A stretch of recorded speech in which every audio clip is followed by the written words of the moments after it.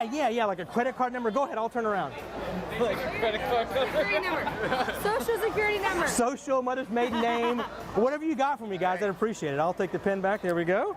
And what do you got here? You got, now what is this? Lucifer. That's a little nickname, and then You're in Maine is my Street Fighter character I use. Awesome. So there's only one card in the world that looks like this, right? Basically. One card in the world that looks like this. Well, I'm going to show you how to cheat at gambling. There's a couple different gambling moves. You may have heard of these moves before. The first move is called dealing from the center of the deck.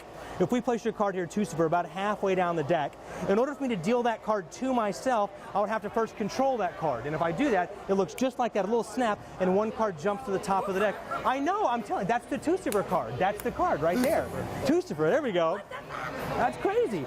Now that was dealing from the center of the deck. This is called dealing from the bottom of the deck. If I place it, not on the bottom, I'll place it right here actually so you can see it the whole time. Now if I dribble the cards on top of that card, you can still see it, right? But at some point, I'm going to have to do a little move here and sneak that card to the top of the deck. If I can get it to the top of the deck, then I can yeah, this What the fuck? Can we pull out that card and see what it's right. Yeah. What? I'm so glad you asked. I'm going to share with you how I do the trick, okay? Watch very carefully. Now here's the deal. It's all about misdirection, okay? Yes, Gamblers are experts. You feel misdirection? It's all about misdirection. Here's what happens. The card really does go into the middle of the deck. I'll do it face up this time so you can see it. It really does go into the middle of the deck. But what I do, once it's in the middle, I wait. Do you know what I wait for, sir? You wait for people to look for the eye contact. Exactly. Eye contact. What I do is I look, and when all of you guys are looking up at me, I know you're not looking at the deck, and as soon as that happens, I very quickly sneak it to the top of the deck. Oh So, my god! I know!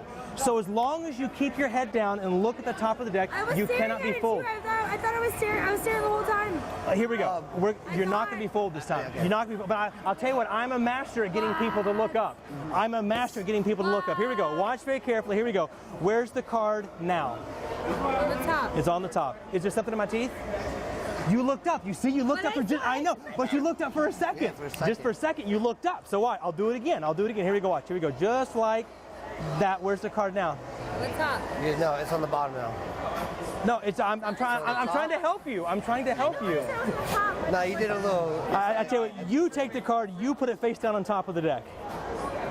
Where's the card now? On top. On top of the deck. Yes. You're with me. Here we go. Now, is there something in my teeth? What? No. Is there something in my teeth? No. He's not. I thought I could get in that time. Watch me. He's watching until I'm going to cut it to the middle and leave it sticking out about halfway. Where's the card now? I'll give you a cheat. Sticking out halfway. Sticking out halfway. I'm so glad you came here. I just cut it to the middle. That wasn't even a fact. That wasn't even a fucking trick. That was misdirection, man. That was the misdirection right there. You're not fooling. Watch. Here we go. Do me a favor. I'll hold up your left thumb like you're hitchhiking. Hold up your left thumb. No, that's a distraction. No. Here, I'll show you the card. Hold. Just no one. Right there. Just like that. Watch me carefully. I'm going to turn it down. I'm going to leave it in here, and we're going to put it into the middle of the middle, just like that. Go ahead and push it in real slow. Just put, no, with this hand here. Just push it in real slow. If I snap my fingers, it jumps. Oh, I missed it. Shit, I missed it.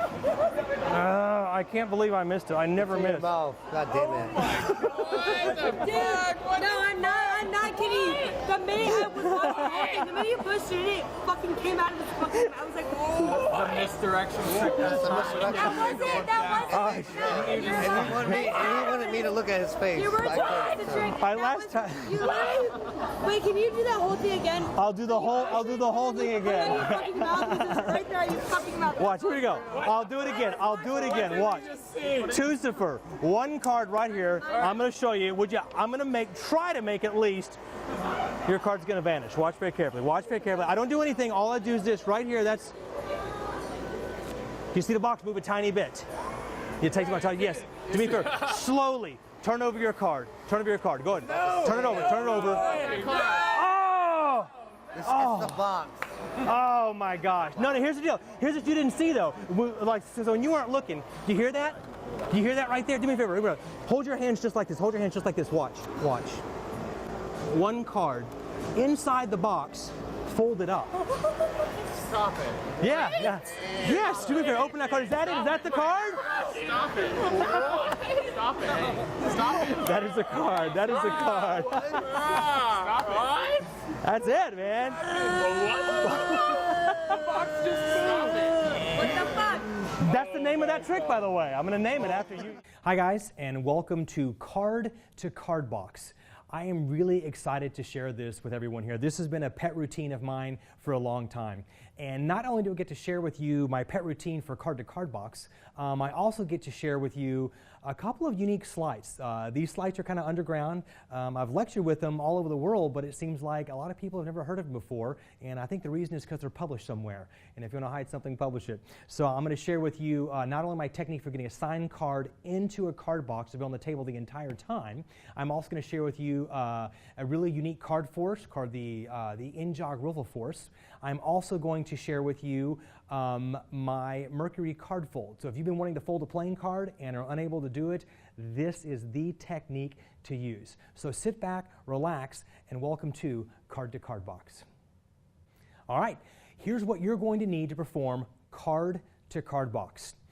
The first thing I always like to do, anytime I have a card signed or selected that's going to end up in an impossible location, whether it be a card box, a wallet, a shoe, in the center of an apple, if that card is signed, I always like to use a blank card.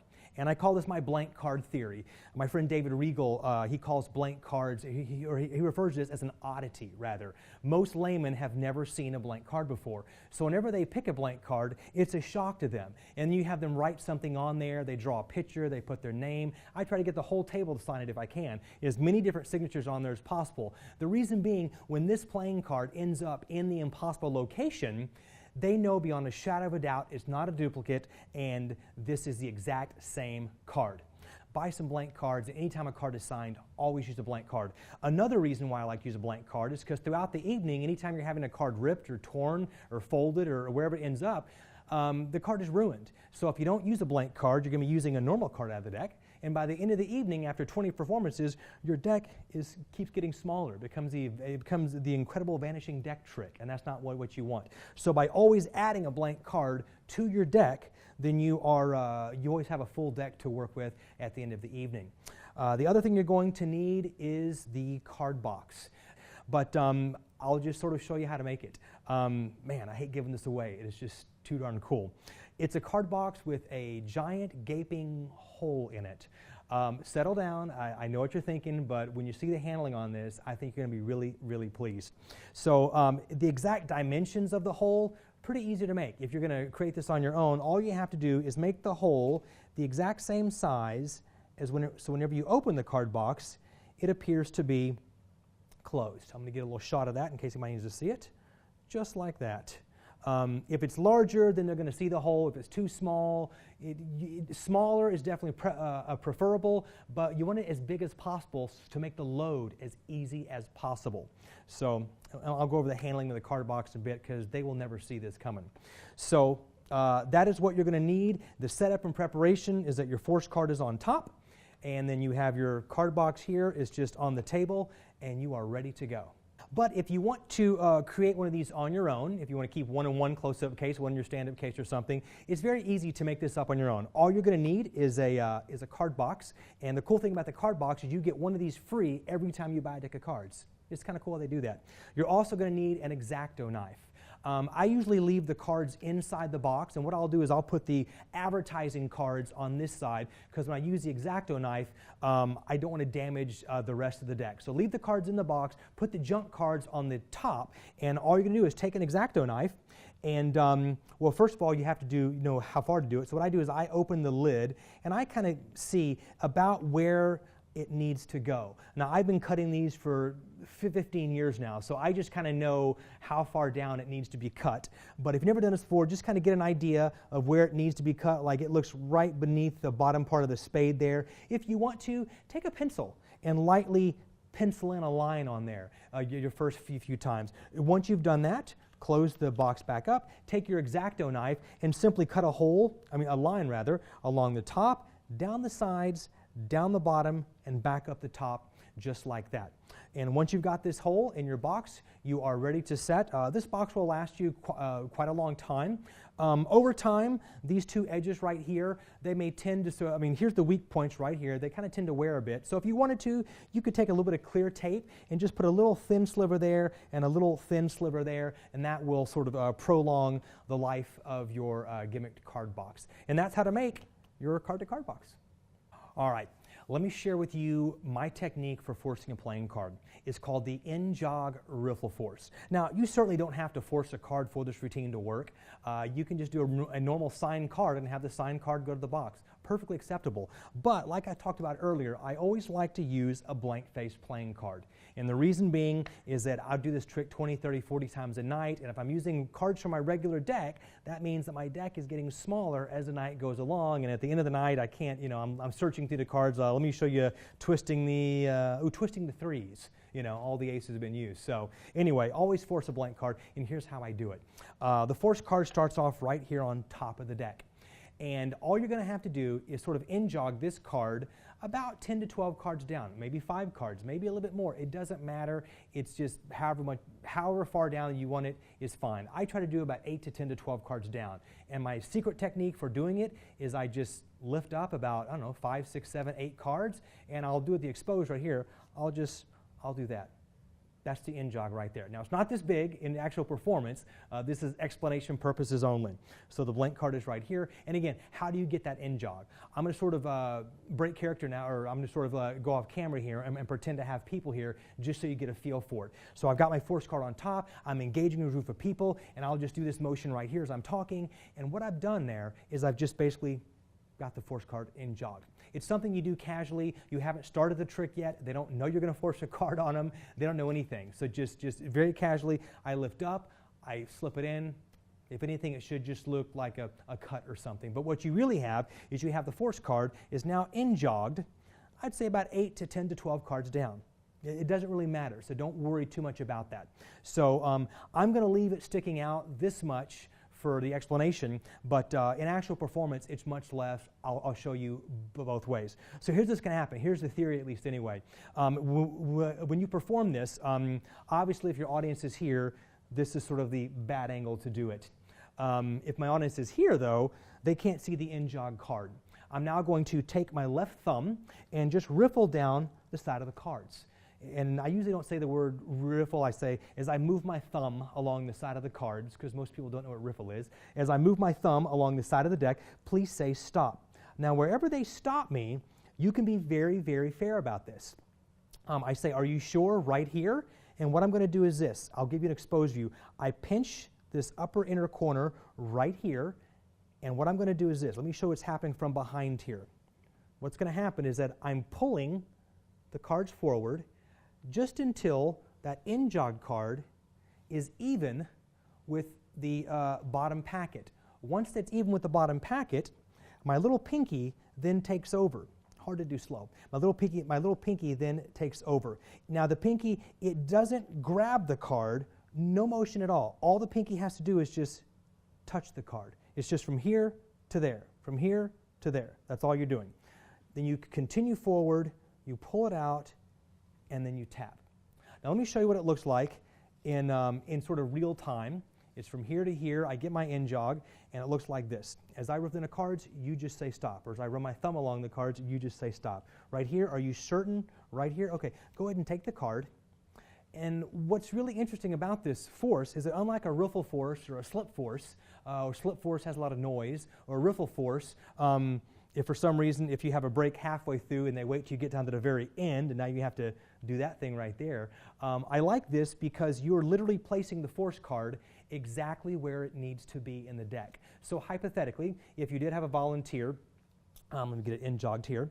If you did have a volunteer who is being on the difficult side, and as you're riffling, if they waited till you got down to literally the last bottom part of the deck and they said stop right here, it doesn't matter because you're still the same way. You grab the corner, you pull forward, you pinch with the pinky, and you tap.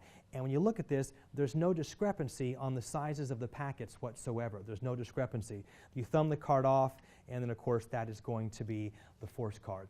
And that is called the in-jog riffle force. All right, another technique I would like to share with you in this routine, actually this technique like the in-jog grip of force can be used for any of your card routines, but is my version of the Mercury card fold. Now, I know a lot of guys out there have problems with the Mercury card fold. I hear it all the time. It's too noisy, it's hard to do, it's what's the misdirection for it?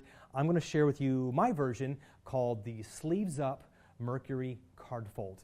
Now there is only one sort of a stipulation, is that you have to be wearing sleeves to do this. But most of the time we're either performing in sleeves or you're wearing a jacket. So if you have that, then you can easily do the sleeves up Mercury card fold. Here's what it looks like. First of all, the force card is on top of the deck. Say we're going, not the force card, the card we're going to fold is on the top of the deck. So for example, if we want to fold the 9 of diamonds. So here's what the card fold looks like. First, I'll sort of just do it and you can see how it flows, and then I'll break it down. So the force card is right on the top of the deck. As I'm talking to my crowd, all I'm going to do is just roll up my sleeves. And just in the act of rolling up my sleeves, you didn't hear a thing. Underneath the deck is the card folded in a nice tight little package here. So that's what it looks like, and that's what it doesn't sound like. So let's break that down and show you the sleeves up Mercury card fold. Now, what I like about this is that it has built-in misdirection, meaning that oh wow, 9 of diamonds.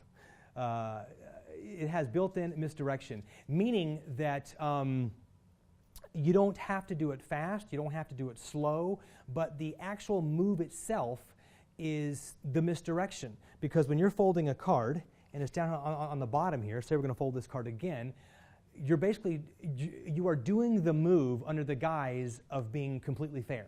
So I say this, I say, I tell you, and then make this even more fair, I'm going to roll up my sleeves. Nothing I can do. So you just did the move while showing how fair you are. So very sneaky psychology going on there. So let's break down the actions and get you guys to where you are Mercury card folding. So I've just got some junk cards here to the side. Oh my gosh, what a coincidence. This is crazy. This is not supposed to happen. These are just junk cards. I don't know why it keeps happening. So we're going to fold the Queen of Clubs. I'm just going to pretend that's a card I'm going to fold. So let's break it down. The first stage of the Mercury card fold, it's just like the original. Your thumb is sort of in deep back grip on the deck here. Deep back grip is right down there in the center of that playing card. Your first finger of the other hand is basically resting up here at the top, just like that. Now the first part of the Mercury card fold is that you're going to press down right here. Now anybody can do this quietly and slowly, and there's no sound. There's no sound at all. You hear that? No, of course you don't. There's no sound right there. Where the sound comes from is the second part of the card fold. If you're doing a traditional card fold, this part's easy to do quietly, but listen, here's where the sound comes from. Listen. It comes from the second fold. And because you're folding the card under the deck, you don't always get, sometimes you get a really lousy fold. I can't do that fold. So let's do it again, please. It's not the same. I swear this is not a trick. This is a separate Penguin download, by the way. I don't know. That is freaky. So here we go. So we're going to fold the 9 of spades now. This is our new folding card. It's done in 2 phases. The first part you already know if you do a card fold. It's just this first part here. And what you're going to do is you're going to basically fold it from here. It goes all the way back to the back. And then what happens now is that you are going to literally push this card as hard as you possibly can around your thumb, and you are going to give that, it's almost going to be completely folded at this point, okay? So if I were to remove my thumb, that's the situation I have right there under the deck. Look at that. If I just squeeze it, it's a perfect fold now, okay? But I'm not going to do that just yet. I'm going to put my thumb back in here. Now I'm right here. Now we're going to roll up our sleeves. And under the guise of rolling up our sleeves, that's when we're going to do the second half of the fold. So the second half of the fold, which is usually really noisy and you get a lousy fold, it's not going to make any noise because we're not doing it against the bottom of the deck. We're doing it up where our sleeves are. So again, I'm right here. Now what happens is I remove my thumb from the card here. And as I do it, I'm slowly closing my hand around that, and I'm getting a really tight fold here. As this is happening, I'm basically, all attention now is focused here on my sleeve. I'm rolling, I roll up my sleeve, I'm pinching the card like really hard. I'm rolling here. Once I'm here, I take the deck, I place it on top of the folded card. I squeeze again as I look at this sleeve and roll up. And I end in this position here with my hands very free. There's no way I can possibly cheat you kind of move here. And in reality, under the guise of being fair, I've got that card perfectly folded underneath the deck. Now that you see it, if this happens again, I swear I'm quitting. Okay, crazy. Let me do it one more time with just another gimmick, with just another random card. I'm going to fold the ace of spades. So now that you know how it works, I'll do it really slow and then I'll do it fast. So really slowly, it would look like this. Watch.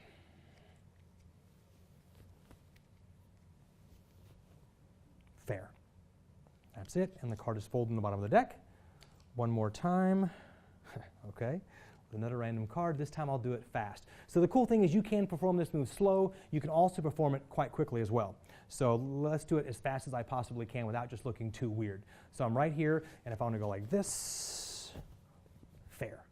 And that motion right there, the card is folded underneath the deck, ready to be loaded wherever you want to load it. In just a second, I'm going to show you how to load this card into the card box. All right, so now that you know about the blank card, you know how to do the in-jog riff of force, the Mercury card fold, you've already got your gimmick card box, let's get into the routine that I use with this most often. Now, you don't have to use this routine at all, but I wanted to share it with you since this sort of is my corporate walk-around routine for ambitious cards. So if you don't have an ambitious card, this is a pretty fun one to do. It's relatively easy, and everything sort of makes sense in the context of this card changing and stuff. I kind of have a gambling theme to my ambitious card routine. So your force card is on top of the deck. It's the blank card. You've just done your in-jog riffle force, where you're going to force that card on somebody.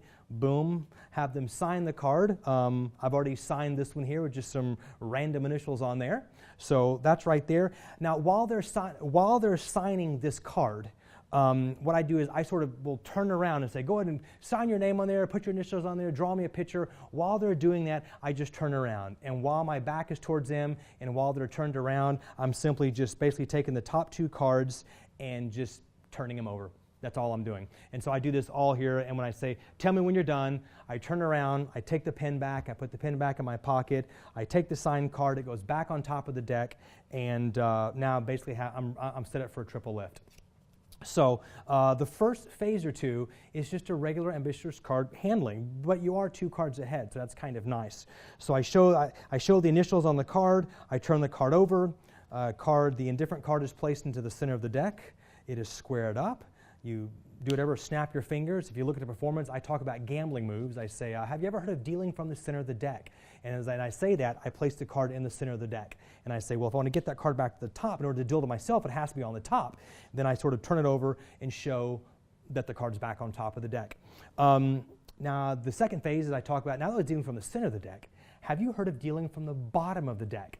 Now, if I'm standing in a group of people, I'll have somebody actually hold out their hand, which is super strong because it happens in their hand. But if I'm at a table or something, I'll say, watch, if I take your card and I put it on the bottom of the deck, there's no way I could deal that card to myself unless I could somehow control it to the top of the deck. And I show the card has just randomly come to the top of the deck. So that would be, I guess, phase two. Phase three, I talk about how do these gambling routines work? How does it work? And I say they work because misdirection. The gamblers are able to get you to look where they want you to look. And I say, watch very carefully. Again, signed card. I say, where's your card now? It's on top of the deck. And I say, yeah, it's on top of the deck, but let me show you how the trick works. See, the card really does start off in the middle of the deck. It always starts off in the middle of the deck. As I do that, I just place it in the center of the deck, and I get a break above it. Right there. And I say, but you know what I wait for? I'm sorry. It goes in the center of the deck, and once it's in the center of the deck, I wait. Do you know what I wait for? And I make eye contact with everybody. Usually the person right here, I'm right at their face, and I'm like, do you know what I wait for? And they always look up at me. You know, if you talk to somebody at their face, and they're right here, and they're looking down, they're going to look up at you. And I say, do you know what I wait for? And as soon as they look up at you, I'm like, that, eye contact. Because I look for everybody's eyes. As soon as you're looking up here at my eyes, you're not looking at the deck. If you're not looking at the deck, that's when I can do this super fast move and get your card to the top of the deck. There, I just performed a pass. Not even a good pass, but it doesn't matter. This is a great way to practice the pass, by the way, is I just basically, this is kind of how I practice the pass, but it's right here, and I say I wait, and at this point here, I just do A riffle pass. That's all you have to do. Or if you want to, you can just give the deck a quick cut. It doesn't matter because you're not trying to explain how good your pass is. You're basically just saying, as I see everybody's eye contact, I just cut the card to the top of the deck. So you can do that, but the reason I do this phase is for the card to mouth phase in just a second. You need this phase in there, so don't leave it out. Again, a perfect way to sort of practice doing your pass, because sometimes that'll get a huge reaction just on its own. But now I've set them up for thinking about looking up at me, and that's how they're going to get fooled. So I say, and so after it comes to the top of the deck, I say, well, I'll tell you what, we're going to do it again. And now that you know that as soon as you look up, that's when I fool you. So if you don't look up, you're never fooled. So I show the card, and I say, where's the card now? It's on top. I turn it over. Where's the card now? Still on top. Now I'm going to do the old Browie addition move. I'm going to get a break beneath the bottom card of the deck, okay? Break the bottom card of the deck, and now I'm going to swing cut the top half of the cards from my right hand into my left hand, swing cut. Remember, there's the signed card. This card is added to this card here as you perform a risk kill. So we're right here. I say watch. Now, at this point here, I say, is there something in my teeth?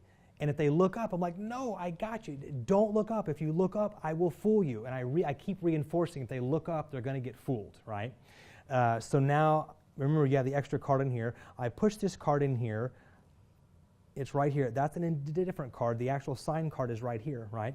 So now I say, do me a favor, hold up your right thumb, push that in with your right thumb. As soon as they push this in, I take this card, it goes right there in my mouth. This gets pushed in. I put these in here, and again, the person is right here, and I say, look, snap, and it jumps to the top of the, oh, I missed it. And now I immediately turn the cards over and start spreading through the cards like I can't find the card. Now, because I've trained them not to look up, I keep saying, if you look up, I'm going to fool you. If you look up, I'm going to fool you.